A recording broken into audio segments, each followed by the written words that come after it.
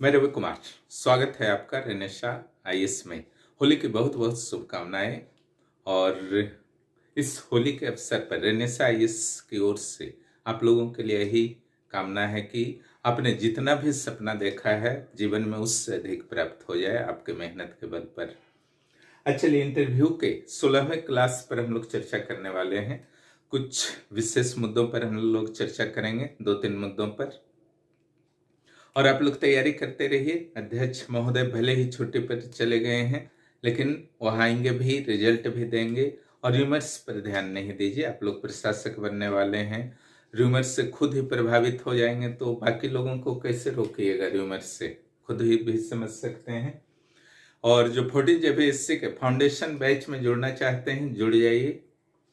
और विशेष रूप से जिनकी तैयारी नहीं है या एवरेज है या बार बार मुख्य परीक्षा में स्लिप कर जा रहे हैं, रिजल्ट नहीं आ पाता है या मुख्य परीक्षा में कम मार्क्स आते हैं, तो आपके लिए यह एक बेहतर प्रोग्राम है 14th जेपीएससी फाउंडेशन बैच। इसमें आपको जुड़ना चाहिए और एक निश्चित समय देना चाहिए। 8-9 महीने 10 महीने का समय देना चाहिए। हर चीज़ तुरंत नहीं हो जाता है। सिविल सेवा में धैर्य चाहिए और पूरी तरीके से यहाँ पर भी धैर्य के साथ आपको स्टडी करवाया जाएगा। निश्चिंत रहें, पूरी तरीके से खत्म करवाया जाएगा और बाहर से कोई भी बुक पढ़ने की ज़रूरत नहीं होगी। पीटी हो, मेंस हो, इसलिए आप जुड़ सकते हैं और उसका लाभ उठा सकते हैं। 11th जेपीएससी के इंटरव्यू प्रोग्राम भी चल रहे हैं, सीडीपीओ के भी इंटरव्यू प्रोग्राम चल रहे हैं, वहाँ पर भी आप जुड़ सकते हैं और उसका भी लाभ उठा सकते हैं।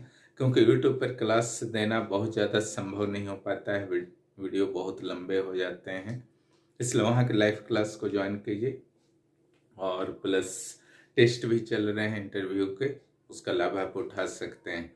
आज जो पहला हमारा चर्चा का विषय है कि जो आपका ख्यांगते बने हैं, एल ख्यांगते पूर्व मुख्य सचिव थे, तो कई अभ्यर्थियों के मन में यह सवाल उठ रहे हैं कि अगर उनका बोर्ड पड़ गया तो क्या होगा, सिर्फ इंग्लिश में पूछेंगे। और यहाँ तो अधिकांश हिंदी मीडियम वाले, आपका 5500 में अधिकांश हिंदी मीडियम वाले हैं या इंग्लिश मीडियम वाले भी हैं, तो इंटरव्यू हिंदी में जनरली देते हैं।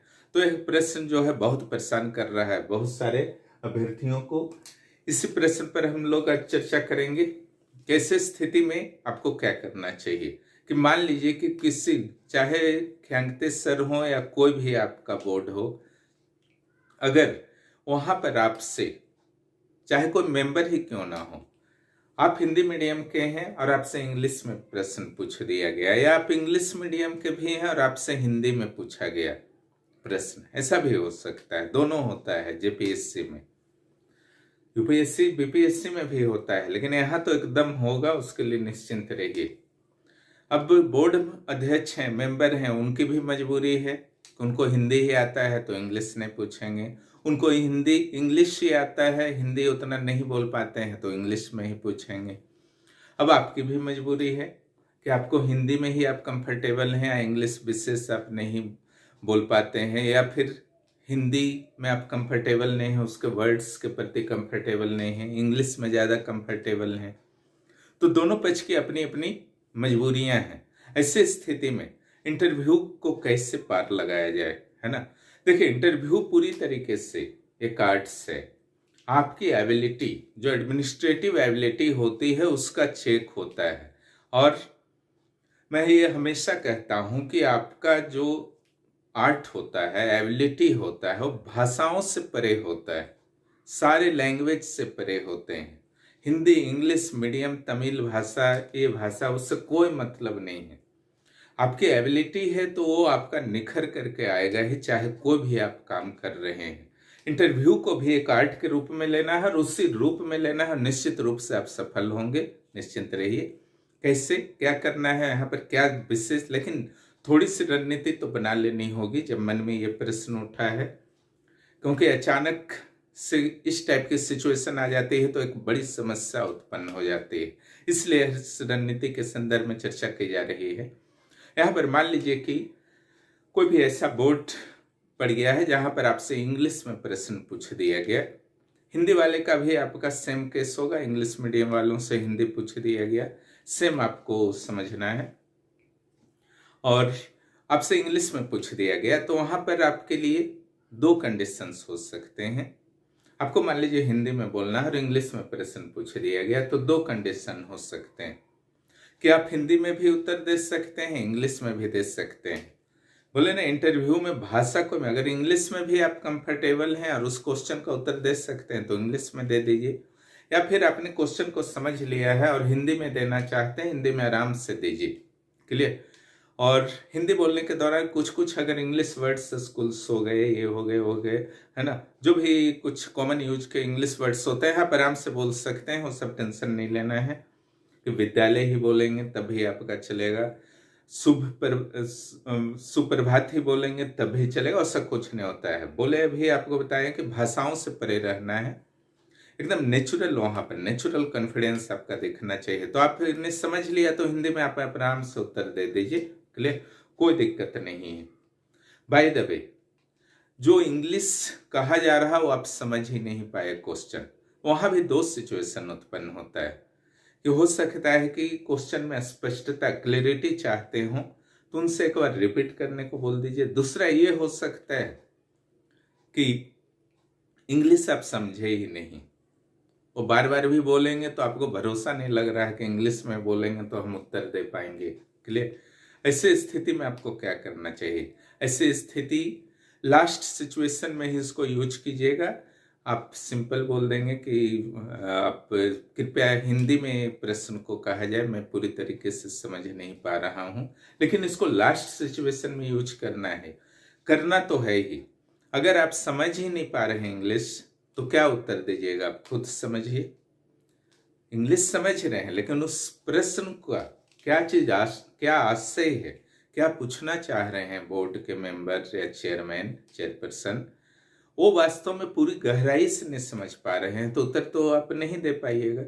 इसलिए आप रिक्वेस्ट कर सकते हैं और वो निश्चित रूप से आपको हिंदी में बोल देंगे, निश्चिंत रहिए, या फिर साइड वाले मेंबर से बोल देंगे। क्लियर, जिससे आप अपना बेहतर एक उत्तर दे सकते हैं। इसमें परेशान नहीं होना है ना। और इंग्लिश मीडियम के साथ भी आपका यही लागू होता है, एकदम सेम केस आपका लागू होगा। तो इसका ध्यान रखेंगे। अगर दूसरे भाषा में आपसे प्रश्न पूछे जाते हैं तो इतना डीप में नहीं जाना है, बहुत हेडेक नहीं लेना है। आपके लिए सारे ऑप्शंस इंटरव्यू के दौरान खुले हुए हैं, सारे का आप यूज कीजिए कॉन्फिडेंस के साथ। ऐसी चीजों के लिए नहीं परेशान होना है जो वास्तव में आपके हाथ में नहीं है। ठीक है। अब वहां पर आप सोचेंगे कि अचानक इंग्लिश बोलने लगे, आप सोचेंगे अचानक हिंदी बहुत बेहतर तरीके से बोलने लगे, वो तो होने वाला है नहीं। इंटरव्यू भी आपको बेहतर देना है। दोनों कंडीशन से अगर आपको आगे बढ़ना है तो जो उपाय है उसका यूज कीजिए। क्लियर। चलिए हम लोग आज के कुछ टॉपिक पर चर्चा करते हैं। जैसा कि बलूचिस्तान का मामला आया है, पाकिस्तान का एक प्रांत है बलूचिस्तान। बलूचिस्तान में बीएलए नाम का एक संगठन है, बलूचिस्तान लिबरेशन आर्मी, लंबे समय से बलूचिस्तान क्षेत्र में कार्यरत है। पाकिस्तान की जहां तक बात है तो उसका पाकिस्तान का जहां तक बात है तो उसका 44% पार्ट जो है आपका लगभग बलूचिस्तान है। ठीक है। ये पूरा पाकिस्तान है मान लीजिए, इधर इंडिया है, कश्मीर है, इधर अफगानिस्तान है मान लीजिए, इधर ईरान है, इधर अरेबियन सी है। ठीक है। टोटल का जो 44% जो है आपका बलूचिस्तान में है क्षेत्रफल का। और वहां पर खनिज संसाधन, गैस संसाधन बड़ी मात्रा में है। एक ग्वादर बंदरगाह भी यहाँ पर है। ठीक है, जो ईरान बॉर्डर के करीब है। ग्वादर बंदरगाह चाइना के द्वारा विकसित किया जा रहा है और एक आपका चाइना पाकिस्तान इकोनॉमिक प्रोजेक्ट भी चल रहा है जो आपका पीओके से होकर के बलूचिस्तान तक जाता है। ठीक है, यानी कि पीओके भी इससे प्रभावित है। इस कारण सिपेक का भारत भी विरोध करता रहा है। आज जब आपका बोलन दर्रा, तो आप लोग सुने ही होंगे, हिस्ट्री पढ़े हैं तो शक लोग वहीं से प्रवेश किए थे। एंशिएंट हिस्ट्री में आपने पढ़ा है। बोलन दर्रा, गोमल दर्रा, खैबर दर्रा सब उसी क्षेत्र में है, बलूचिस्तान क्षेत्र में है। वहां की राजधानी जो है क्वेटा है। बलूचिस्तान की राजधानी। तो पाकिस्तान का जो आपका 4 प्रांत है, सिंध, NWP, या फिर आपका खैबर पख्तूनवा हुआ, और ये आपका पंजाब हुआ, बलूचिस्तान हुआ। तो ये आपका पंजाब का जो है डोमिनेंस है, एक तरीके से पंजाब क्षेत्र जो है पाकिस्तान का। तो आप समझ सकते हैं कि पूरे पाकिस्तान के इकोनॉमी में, पॉलिटिकल सेक्शन में, हर जगह पंजाबी पाकिस्तानियों का एक तरीके से डोमिनेंस है। इसका विरोध लगभग हर प्रांत के द्वारा किया जाता है, इसका ध्यान रखेंगे। लेकिन बलूचिस्तान थोड़ा सा ज्यादा शोषण का शिकार हुआ है। शुरू से ही पाकिस्तान साथ मिलना ही नहीं चाहता था, और नॉर्थ वेस्ट का जो आपका खान अब्दुल गफ्फार खान थे, वो भी नहीं चाहते थे कि भारत से अलग हो। तो ये कोई मैटर नहीं है फिलहाल कि आपका ये भारत का हिस्सा नहीं है। ये भी प्रश्न पूछा जा सकता है कि क्या बलूचिस्तान को अलग कर दिया जाना चाहिए। इस मैटर के आने के बाद असंतोष जो देखा जा रहा है बलूचिस्तानियों के बीच पाकिस्तान के विरुद्ध, तो चूंकि इसमें आपको जाना है भारत की क्या इसमें पॉलिसी है ना, इसमें आप अपनी ओर से सलाह अभी नहीं देना है। भारत की पॉलिसी है कि बलूचिस्तान जो है पाकिस्तान का प्रांत है। इसको 14 अगस्त 1947 जब पाकिस्तान आजाद हुआ तब से भारत के द्वारा तो इस पर सहमति दे दी गई है। तो ये तो कोई मुद्दा नहीं है। इसमें आपको ही बोलना है बलूचिस्तान पाकिस्तान का प्रांत है, और मुझे वर्तमान परिस्थिति में ऐसा प्रतीत नहीं होता है कि यह सलाह दिया जाना चाहिए कि बलूचिस्तान को पाकिस्तान से अलग कर दिया जाए। लेकिन बलूचिस्तान में जिस तरीके से चीनी हस्तक्षेप बढ़े हैं और पाकिस्तान के द्वारा भेदभाव और शोषण किया जा रहा है, निश्चित रूप से उनकी शिकायतों पर ईमानदारी पूर्वक पाकिस्तान सरकार के द्वारा उनकी शिकायतों को सॉल्व किया जाना चाहिए। और वहाँ की जो प्रांतीय सरकारें हैं उनको लोकतांत्रिक अधिकार जिस तरीके से भारत के प्रांतों में दिए जाते हैं, दिए जाने चाहिए। और इसके बावजूद भी पाकिस्तान अगर इस मैटर को सॉल्व नहीं करता है, बलूचिस्तानियों के असंतोष को दूर नहीं करता है, तो निश्चित रूप से यूएनओ के निर्देशन पर वहाँ पर जनमत संग्रह वगैरह कराया जा सकता है। और अगर अलग होना चाहते हैं तो अलग राष्ट्र के रूप में मान्यता दी जा सकती है। तो इस तरीके से बोल सकते हैं।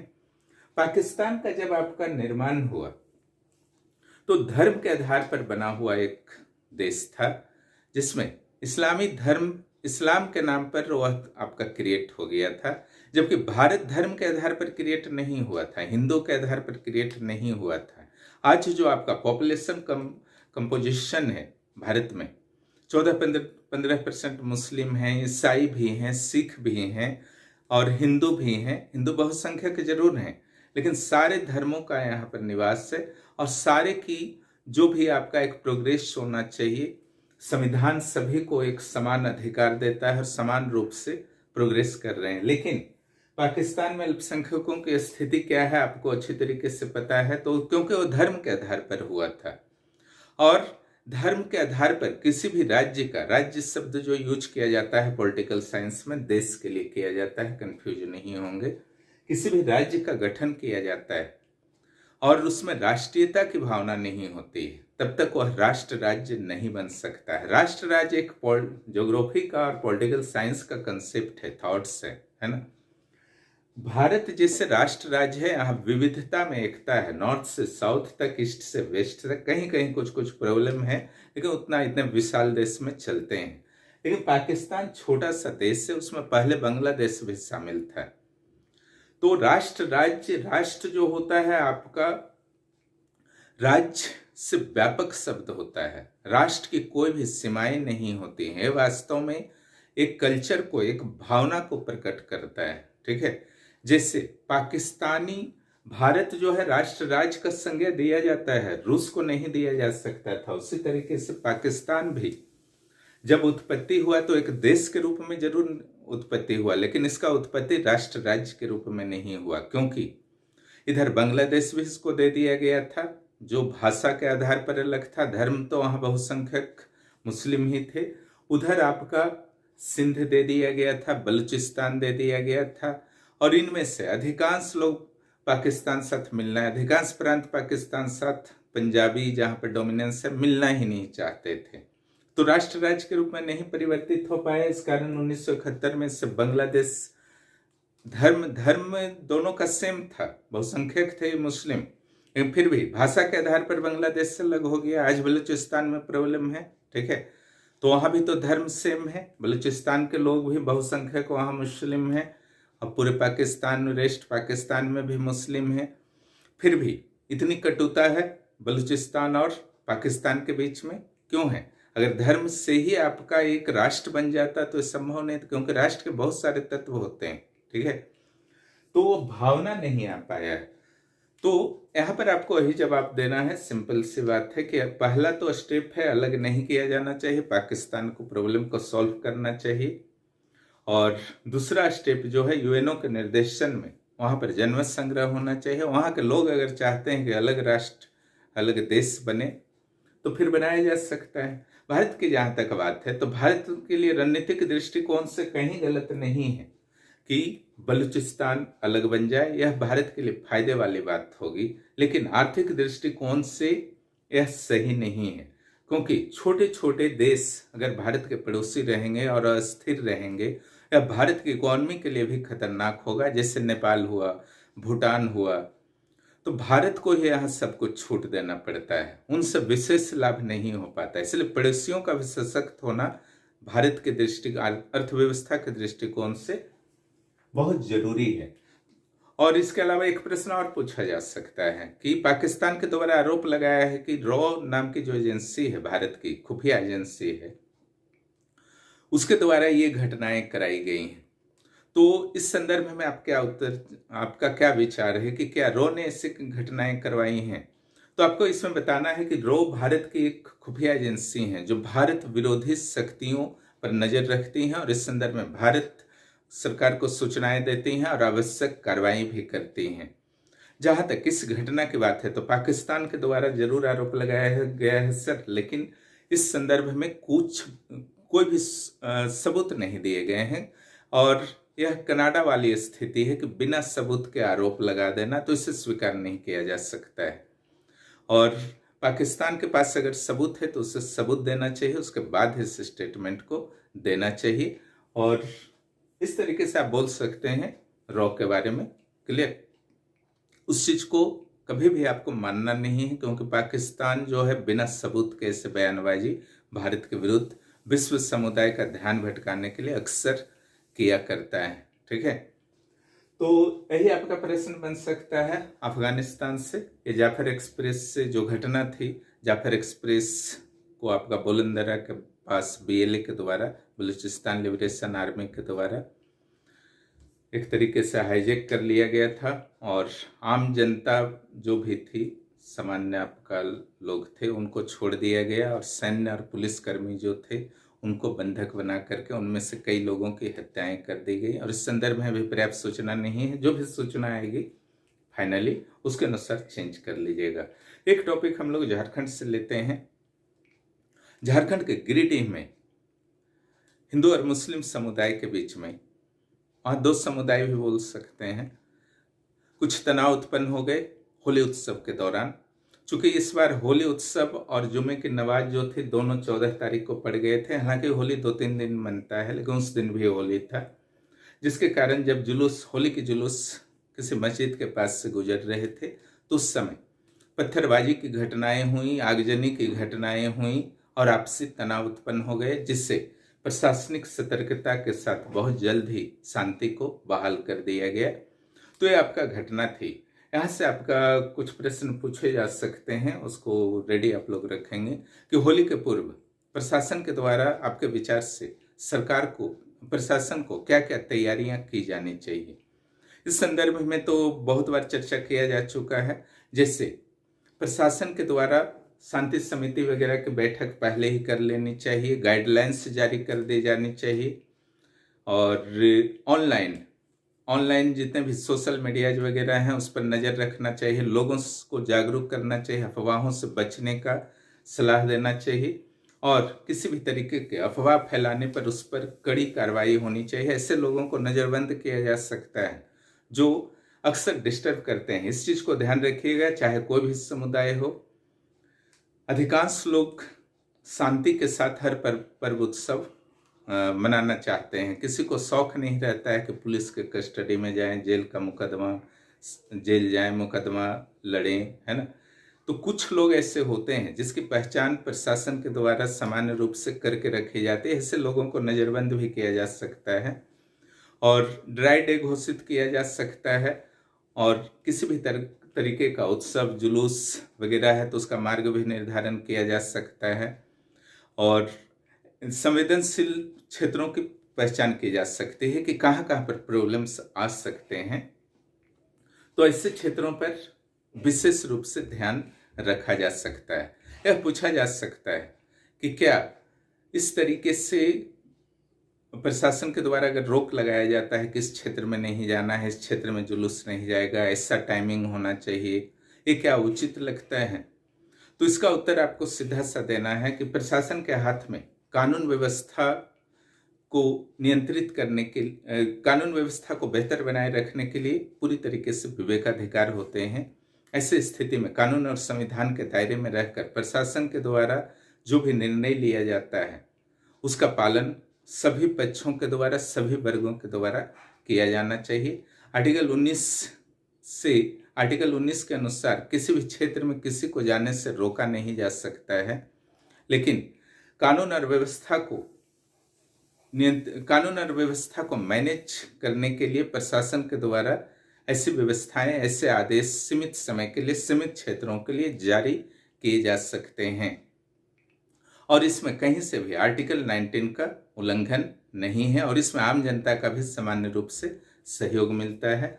टाइमिंग हो, रूट हो, इस सब का निर्धारण करना प्रशासन का पूरी तरीके से अधिकार है और इसमें अगर किसी को ये प्रतीत होता है कि प्रशासन निष्पक्षता नहीं कर रहा है, यानी कि कार्यपालिका, तो उसके लिए तो फिर कोर्ट के दरवाजे आपके उपलब्ध हैं, है ना। तो न्यायालय के द्वारा इस संदर्भ में उचित निर्णय दे दिया जाएगा या गाइडलाइन भी जारी किया जा सकता है। यह भी पूछा जा सकता है कि क्या आपको लगता है कि जहां पर मुस्लिमों की आबादी 25 से 30% से अधिक बढ़ जाती है, ऐसे स्थानों को प्रशासन विशेष रूप से संवेदनशील घोषित कर देता है? इस संदर्भ में आपको नकारात्मक उत्तर देना है। इट मीन्स नहीं सर, मुझे ऐसा नहीं प्रतीत होता है कि जहां पर मुस्लिमों की आबादी 25 से 30% हो जाती है उन क्षेत्रों को सेंसिटिव जोन में रखा जाता है। भारत में बहुत सारे ऐसे क्षेत्र हैं जहां पर मुस्लिमों की आबादी 25 से 30% है। तो ऐसी स्थिति में ऐसे क्षेत्र को हमेशा के लिए संवेदनशील घोषित कर दिया जाता है, लेकिन ऐसा नहीं होता है। वास्तव में संवेदनशील क्षेत्र घोषित करने के लिए कुछ विशेष नियम और प्रक्रियाएं होती हैं, उसका पालन करते हुए प्रशासन के द्वारा ऐसे क्षेत्रों पर विशेष रूप से ध्यान देने के लिए संवेदनशील क्षेत्र घोषित किए जाते हैं और यह संवेदनशील क्षेत्र का धर्म से कोई मतलब नहीं है। ऐसे कोई भी क्षेत्र जहां पर प्रशासन को आशंका हो कि यहाँ पर कानून और व्यवस्था को मेंटेन रखने में समस्या आ सकती है, किसी भी आपके इवेंट्स के कारण, किसी घटना के कारण, किसी रैली, उत्सव, जुलूस या फिर आपका किसी भी कारण से, और इसमें दो समूहों के बीच टकराव की आशंका हो, चाहे राजनीतिक आधार पर ये समूह बने हों, भाषाई आधार पर, क्षेत्र आधार पर, विचारधारा के आधार पर, कहीं पर भी प्रशासन को फील होता है कि टकराव हो सकती है, तो ऐसे क्षेत्रों को संवेदनशील घोषित किया जा सकता है। इसको धर्म के आधार पर घोषित नहीं किया जा सकता है। तो इस तरीके से आप उत्तर देंगे, मेहनत कीजिए, हर प्रश्न का उत्तर आपके पास है, प्रैक्टिस कीजिए, आईना के समक्ष यहाँ जुड़ते हैं, यहाँ के टेस्ट को दीजिए, यहाँ के क्लास को ज्वाइन कीजिए और यहाँ मॉक इंटरव्यू भी भविष्य में होगा रिजल्ट के बाद, उसका भी आप लाभ उठाएंगे।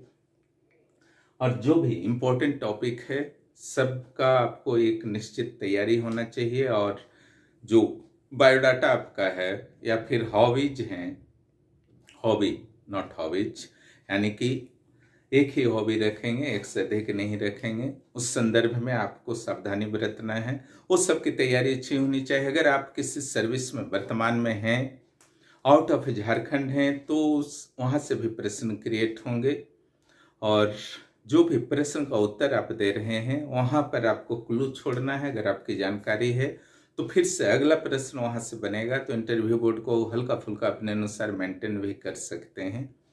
एक सिंपल डिस्कशन है इंटरव्यू, वहाँ पर मैनेज कीजिए। थोड़ी देर का चर्चा है, एक खुशनुमा माहौल में, सकारात्मक माहौल में चर्चा हो जानी चाहिए, अच्छे मार्क्स मिलेंगे। अनावश्यक रूप से आप नर्वस होंगे तो कुछ मिलने वाला नहीं है ना। इस चीज़ का ध्यान रखेंगे। और जिनको भी 14th जेपीएससी को ज्वाइन करना है, foundation batch, 11th interview batch और सीडीपीओ का इंटरव्यू बैच, तुरंत ज्वाइन कीजिए, इंतजार मत कीजिए। वीडियो देखने के लिए बहुत बहुत धन्यवाद। जो भी इस चैनल पर नए हैं, चैनल को सब्सक्राइब करें, दोस्तों को भी इस चैनल के बारे में ज़रूर बताएं।